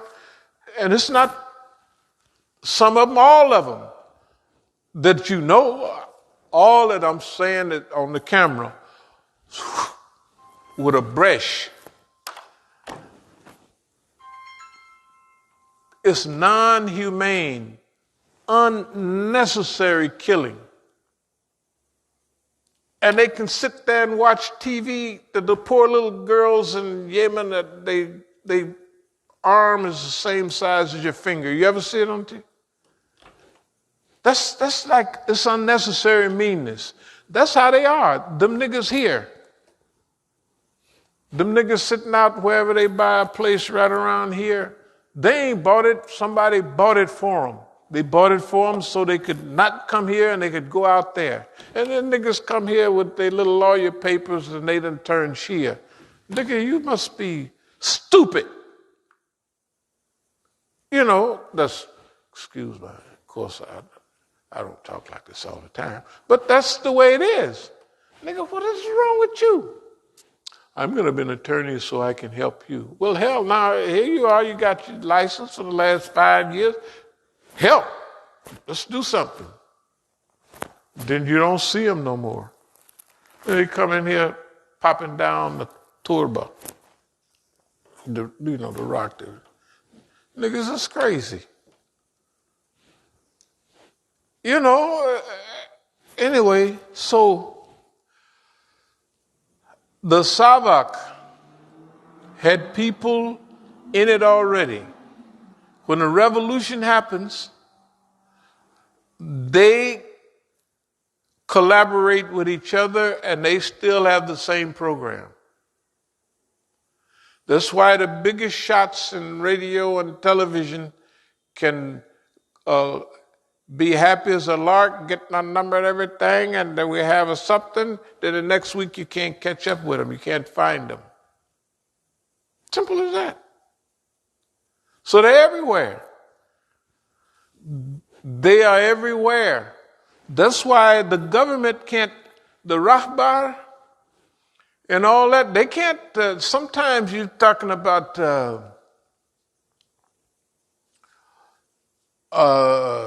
they have a term, Jariyan Nafuzi. That means it's like spies and saboteurs and what. And Nafuzi mean they're serious about it. You know, the regular infiltrator and stuff like that, the Rahbar says that they're harmless. They just personal, things they're trying to acquire or do. But it said Jariyan Nafuzi is organized. And it is strictly against the Islamic State. And the Islamic State, my goodness, it's dealt with the biggest war in that area. And that war turns around, and as it spread, every war feeds and builds the Islamic. In Iraq is friends with Iran. Afghanistan, no matter what you do it, they're still friends. Pakistan is friends with Iran. You know what I mean? I'm telling you, Syria technically is just like Saddam Hussein was. They both Ba'ath, the Ba'ath Party, Michel Aflaq. You ever see Ben Aflaq? You know Ben Aflaq. You can tell we used to call them Aflakis. That means that the Christian Arab, right? And I mean, you know, you can tell how they look. After you look at them, you say, oh, Lebanese origin, that type of thing, you know. He looks like a white boy, right? Not with that name, right? Ben Aflaq. We used to call them Aflakis. Aflakis, that's, you know. Anyway.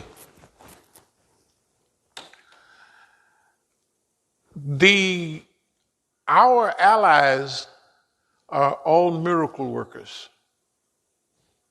All miracle workers. Just like right here, we're a miracle worker. Count up the enemies we got here in the United States. Add them up. Just see if you can.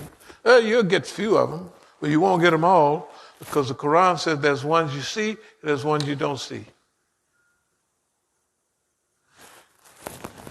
And this old colored approach, before they got woke, we would have them self-identify. We've been doing it too long. And they only got so much game. You see, when so many lives depend on certain things, you become different than if you look at Mukhtar and Abdul Malik and them.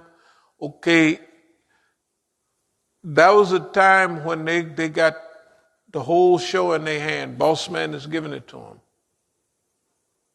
So they look like that they're really, you know, but technically, they gave playing in a game. The referee is on their side, the scorekeeper's on their side, everything is on their side. And anything you got, that's you. For one person to deal with the whole United States of America is a miracle.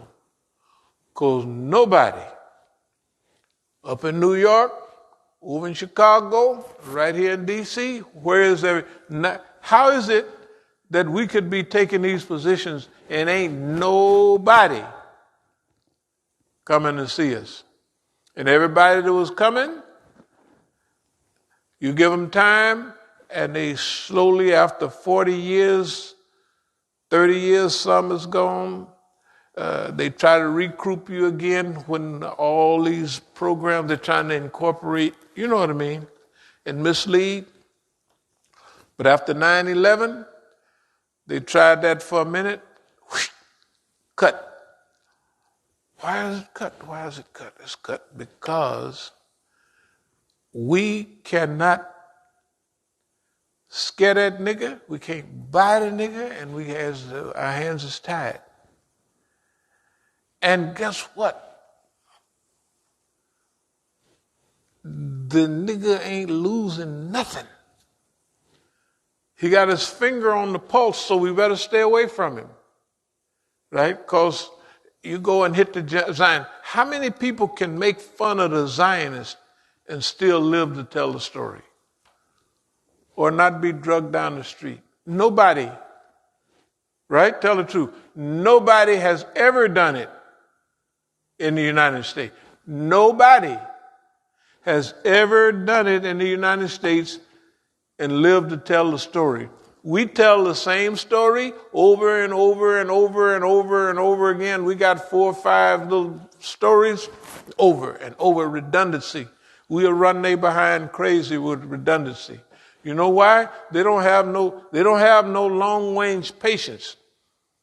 They used to go in the ring and they've been so bad they knock a nigga out the first round every time. That's their problem.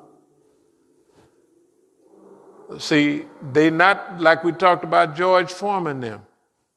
This stuff is real. George Foreman knocked niggas out before the fifth round, all the time. He ain't never been those championship rounds. When you get him up past Muhammad Ali carried him. He said, I carry this boy. All I got to do is survive. He was getting hit so hard, George, he hit him in the arms, shaking his whole body. He said, I just hold on a while. This boy going to get tired because he haven't been that. That means Muhammad Ali has thought this stuff out. And he has thought out that nigga cuts off the ring better than anybody. So, what I'm going to do? That's why he called rope a dope. Rope with a dummy. To sit there and punch yourself out. Right? You know, after that fight, George Foreman had tigers and lions and stuff on his farm out there in California to try to get his, it took him years to come back. His trainer is George Foreman's trainer, one of my best friends, Charlie Shipes. Look it up on your thing. Charlie Shipes, he's fought Curtis Coates for the middleweight championship. And he used to train me in boxing. You know, we was in the pen together. Anyway, long story.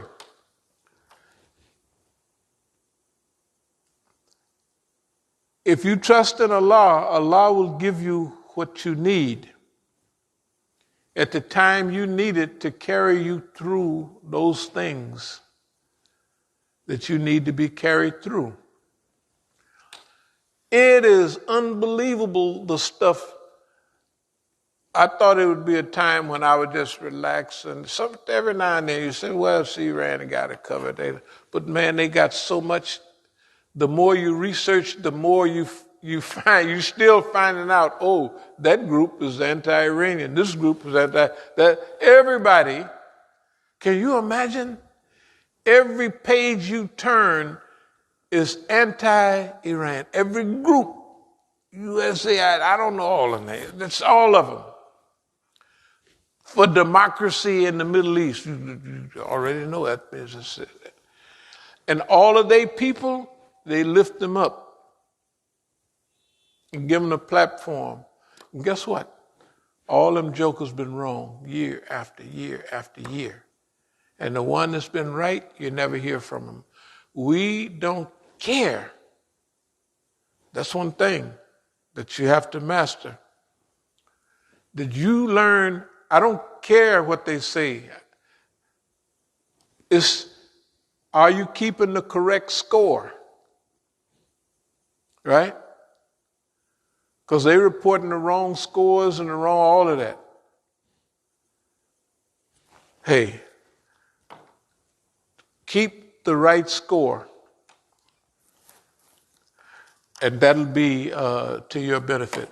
So SAVAK, post-revolutionary institutional behavior. Their behavior was always, it did several things. Number one, when it broke down, it got hold to all the institutions over here.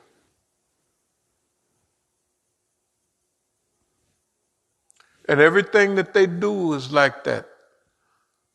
So first, they realized that the U.S. was infiltrating them with Negroes, and they said that's okay, they police anyway. But they figured,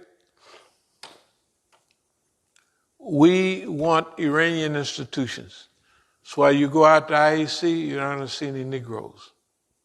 Anywhere you go, they bought them a place over there. They bought them a place right out there. Somebody tell you so-and-so bought it, that's bull crap. Don't know niggas buy nothing. They don't buy nothing. They keep an eye on everybody. They're smelling all up in the air and all around everything. They don't spend a Negro dime on nothing. Then I went to one place, and guess what they had? They had a little archery range there. And they told us for archery. And what does Imam Musa, when he was a kid, his favorite sport was archery. And taught the kids, you remember that? Taught the kids archery in the school when we had our little summer program, right? Yeah. Not bad for senior citizens, but okay, let me move. And I don't think that I'll get to everything I wanted to talk about, but I'll go and forget all these pages. I'll just do one side of the top one, which I haven't left that yet. Sabak, post-revolutionary institutional behavior. External network, power base, strategic location, Jarayan Nafuzi. And I put over here global. When I was sitting with one of the famous people in Tehran at the diplomatic section at the airport where the diplomats come in and out, I think I was getting ready to leave and I had the head of the big show with me. Well, he was there and he had just come in, he was just leaving. Then the ambassador is coming in. Oh, Imam Musa, oh, where you headed? I just was appointed to the ambassador, let's say Malaysia somewhere. A student. When I'm sitting at the big hotel down there and up there in New York, and everybody's coming and going upstairs, I knew everybody getting on and off the elevator. I'm sitting right at the elevator, and one of the guys from the place out there is sitting right there with me. Imam Musa, this is at that time. I haven't seen you in 34 years, like they can remember exactly when. And they're all diplomats. They're all in the diplomatic corps. All of those people, from the top on down, are non-velayati faqih. Non-velayati faqih. The ulama and the other Shias follow another marja. And that marja comes from another one that was totally anti-walayati faqih. It's bid'ah. It's some kind of Sunniism. It's a caliph. Right? Yeah, I'm just telling you what I know. In the United States now, you can't scrape up two people that believe in Velayati Faqih. All the street prayer, all them coons.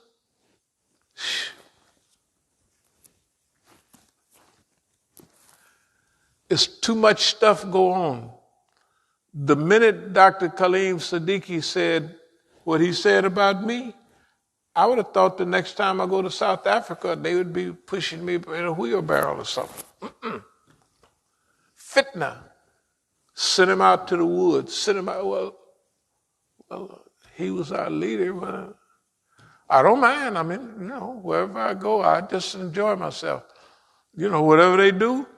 But I knew right then, which I was hinted at before, whether it was Canada, whether it was Crescent International, whether it was something that Dr. Kaleem Siddiqui had created, they surrounded him because he was a leader, just like they surrounded me. And anybody else that's a good leader, he will be surrounded by the United States Police and any other wayward group. He'll be infiltrated by literally everybody that's up to no good will be on his case. Everybody that's up to no good. The poor guy will almost suffocate. Why do you think all the stuff in Oakland this didn't happen? Is violations of all human law. Violation of everything. Everybody knows that we did what we did in Oakland. That's where we come from. Well, then why would they be able to do this with accounts? Why would they put me in jail for trespassing? How would I win a case in court about trespassing and they still put me in jail for trespassing? Unless they done gone crazy, unless they're trying to get me $200 million, which I'm going to sue them for. When I get ready, I ain't no hurry. This thing is already set. It's already rolling. And it looks like, you look at it, whatever they did to Iran, it jumps over to Syria. Syria is a Sunni country. Well, it was. But they're Alawiyan also. The ruling class is Alawiyan. They say Ali is Allah. Even Shias know. They say, what? That's getting a little up there, you know what I mean? Ali is Allah. That's why they call them Alawiyan. Ali is Allah. Whew, that's serious. That's a little bitty small sect in Shiism. But they don't even call them Shia, because Shias don't believe nothing like that. So Ali's big, boy, but he ain't that big. Right? Amen. Okay. Why is it that all of our people are surviving with maximum? It's unbelievable. Everybody is holding on. Everybody. Yemen is holding on. Why would it be holding on? Right? Syria, you can't find anything going on in Syria. I mean, it ain't nothing left, but, right, is holding on. Iraq flattened twice. There it is, right?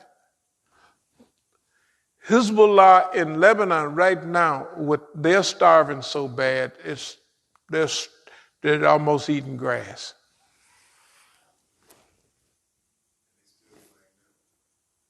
Yeah, they blaming them, but they shooting missiles over to Israel. Right? I said, good God Almighty. Why do you think we say we got it good here? That this is not even, that I'm ashamed to tell people, hey man, the white man doing this and the niggas doing that, and this is terrible. That's why I say it with a smile, because it ain't nothing. And we're winning. We have won every encounter, and we just turned it into a big joke. It's foolishness. It's fun.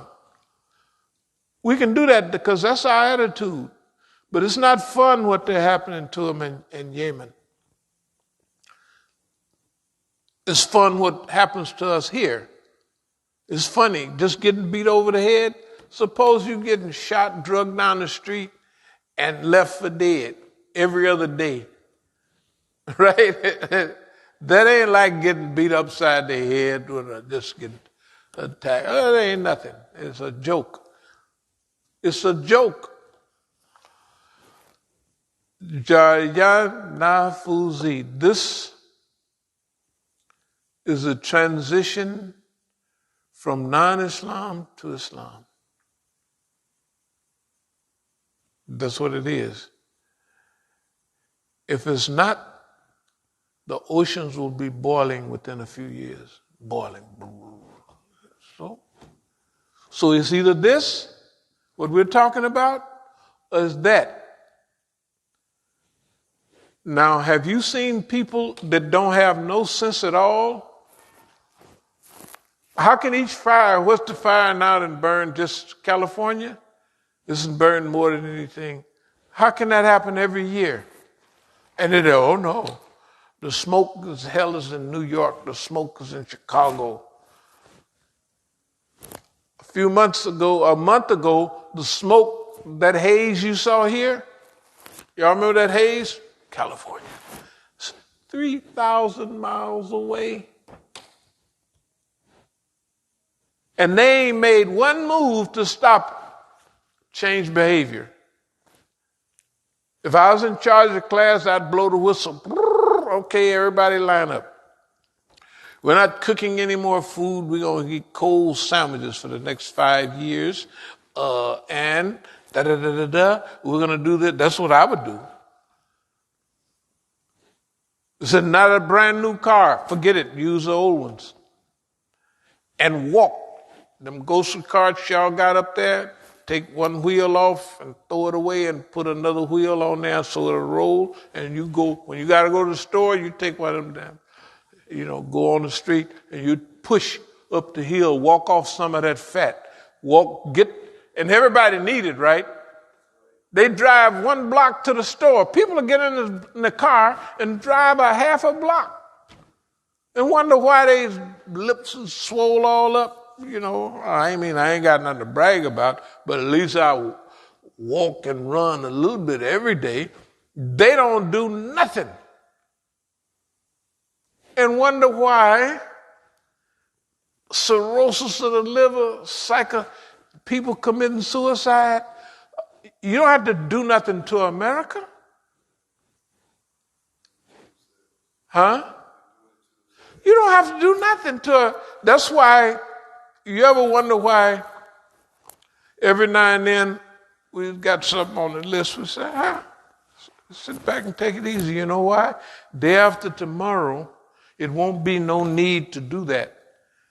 Because wherever you was going to push your wheelbarrow, they done already pushed theirs right up there and fell out in front of you from exhaustion because they can't walk a half a block. They can't walk a half a block. Not one of them. Do you know that in the military, they got a thing now where it's hard for them to find people that can pass the PT test? So they having pre-training for you to join the military.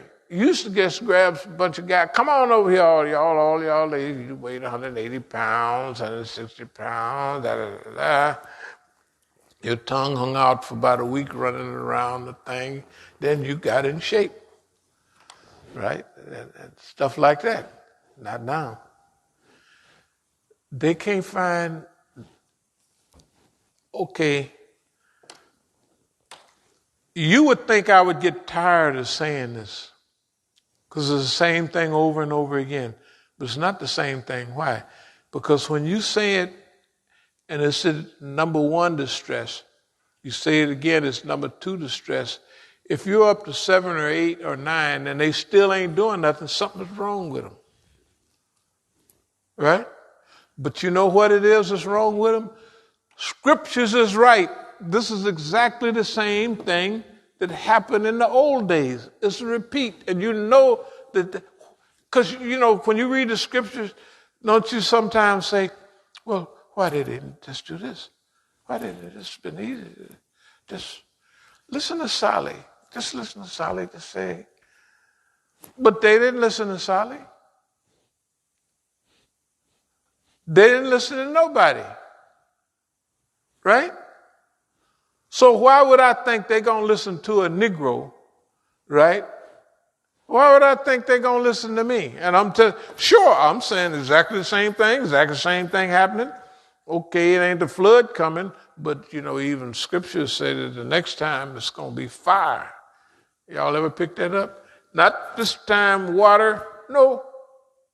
They could build big giant boats and keep everybody floating around for years.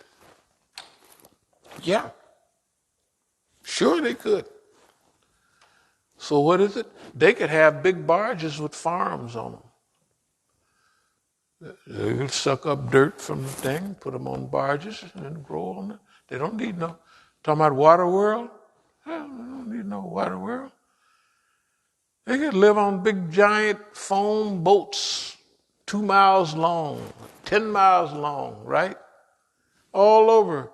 They got new kind of structure that's you could put them in the water, the new buildings.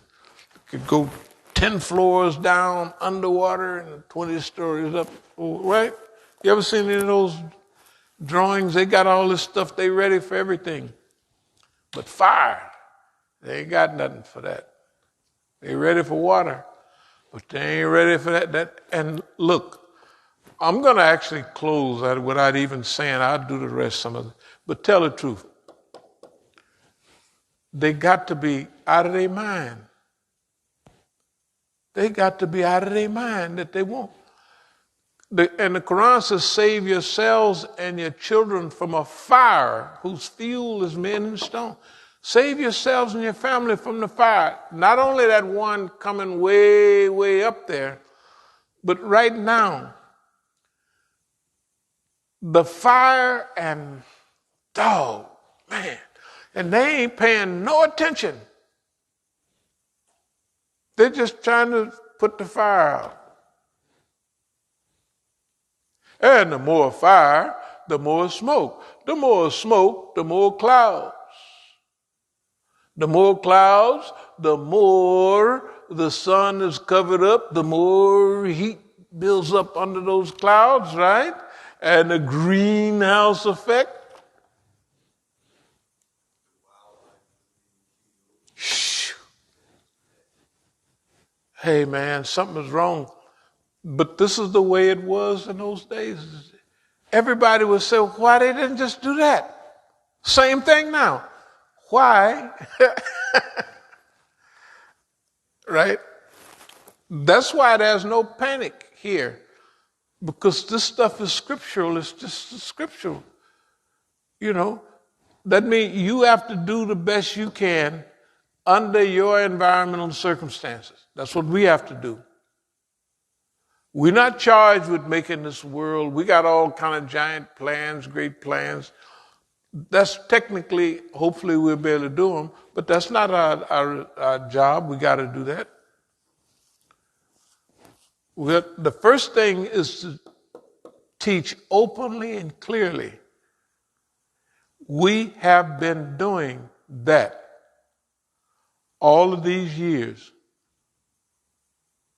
You know, my son said something to me that it's about 86 when I wrote that thing in one of my books when they stole the accordion folder. I don't know if y'all remember, but there's accordion folder. It was 4 other things. They stole it. About that time, my son used to stay with me at the Masjid. He said, this stuff seems a little lonely. I said, hell, it's not lonely. It's the way it is.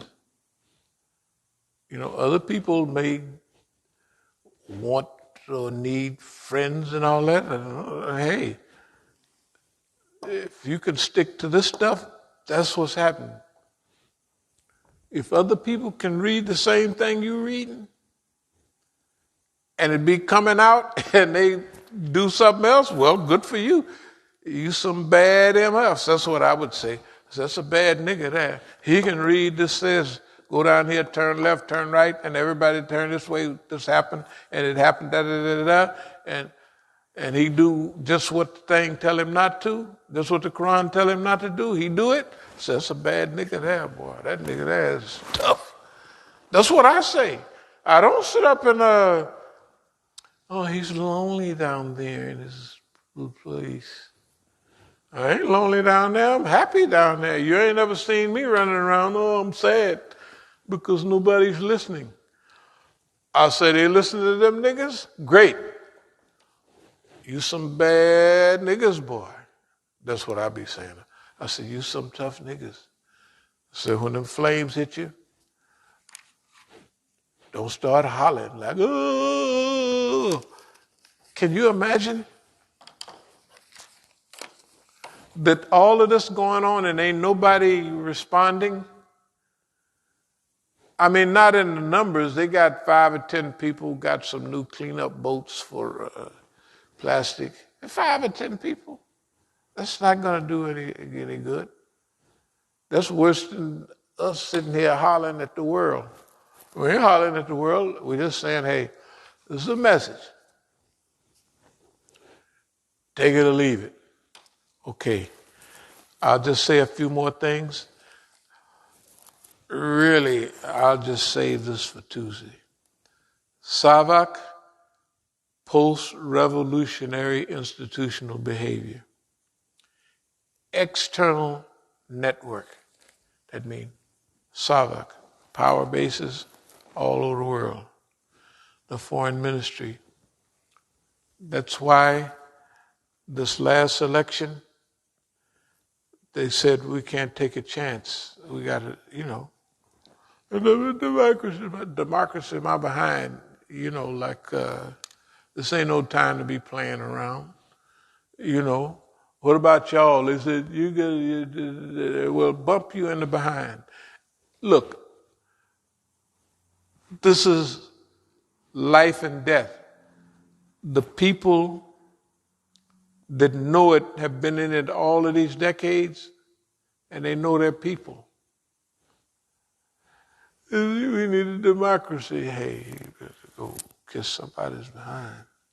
External network, power base, strategic location, Jarayan, Nafuzi, global, they're everywhere. I got the case of Imam Musa, but forget about that. Mr. Asi, Dr. Kaleem Siddiqui, Zafar Bangash, da-da-da-da-da. When Dr. Kaleem Siddiqui mentioned me by name, that was like with them niggas, it was a death sentence. They haven't been right since. They've worked 100% against us, and we're still here. Can you imagine? Hey, early years awareness, final blow, okay, it's getting close. Whole external network controlled by Sabiqun, that's true. Iran has done well. It's a miracle of survival. Yeah. We got here the Imam Hussein state. That's what it is. We call it for now. Imam Hussein state. I went around, and I'll close in a minute. With one of the things, I don't know if y'all saw it, I gave it out. I had I called it Imam Hussein in America. That's what I'm saying. That's what it looks like that. It have no effect on nobody.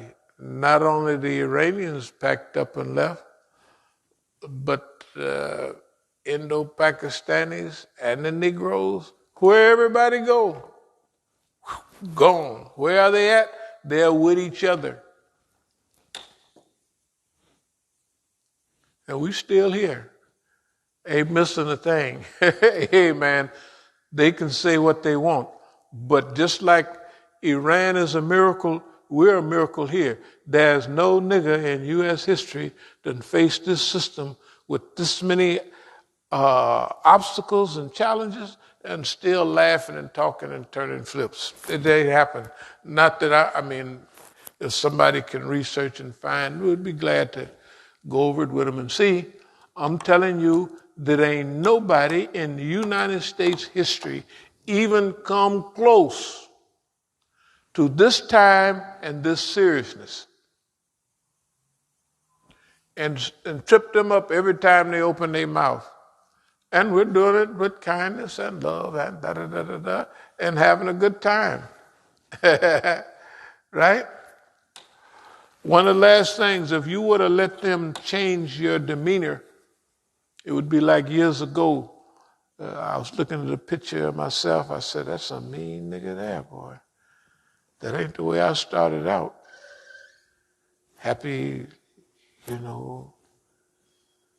But the system messes with you so much it turns you mean. And that's why we said, some white man said, what is a man that gain the world and lose his whole soul, loses himself? Something dumb stuff like that. That's true. That's why we educate people on this, but we ain't losing no sleep. Because it's been laid out in the Quran and the Hadith. Super snitches in places around America, forget about it. Double, triple agents, counter, yes.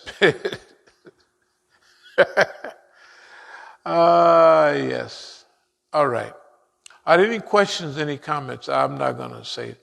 I'll just use the same paper to talk about whatever we're going to talk about in a day or so. Any questions, any comments? Does any of this make sense? I was going to talk about the deep state, But it's a double, triple, quadruple deep state. Yep. And the deep state is dragging itself and everybody on the deep state boat down. They're not going to be successful. They're not successful. With all that power, with all that energy, and with all that money, and with all that ability to help, they're just getting worse. This is just an opinion. Okay, is there any questions or comments? Nothing came over today. Well, I declare. Okay. No questions, no comments. We thank you very much for, this is just real, that's all. Ain't nothing nobody can do about it. They can sit up there and be mad all the time or be happy. It don't make no difference. The Quran then laid it out, and that's the way it's going. Ain't nobody, this is called the Sunnat of Allah. Right? If you want to know, if you're mystified about something, then you go back and you say, what is the Sunnat of Allah? What is the common practice, the general repetitive practice on this issue? Right? And the Sunnat of Allah is just like the revolving of the earth around the sun. That's the way Allah created it, and that's the way until a certain time. Right? That's the way that is. You can set your watch by it. You can set your calendar by it. Right? You can do everything by those signs out there. That's the way the signs are now. Okay, and I'll close with this. We hope that people will come to their senses and make a good decision about life. And, you know, this right now we got dystopia, but we could have a utopian society. We could do that. Okay? A good place. This is what we would hope for. But to make it happen is not our job. We want to participate in it. We're going to do all we can. And that's all we can do. Just because we're right all the time, that's not bragging. That's saying we're right 98% of the time. Good God Almighty. Right? That should carry some weight. It don't. It don't. The niggas look right at you and keep right on doing exactly what they do with more vigor. And just because you're 98%, 0.8% correct, they keep right on doing it. They don't think about their mama, their children, their future, nothing. Hey, I think they might be like the Quran talks about the cattle. They just be eating.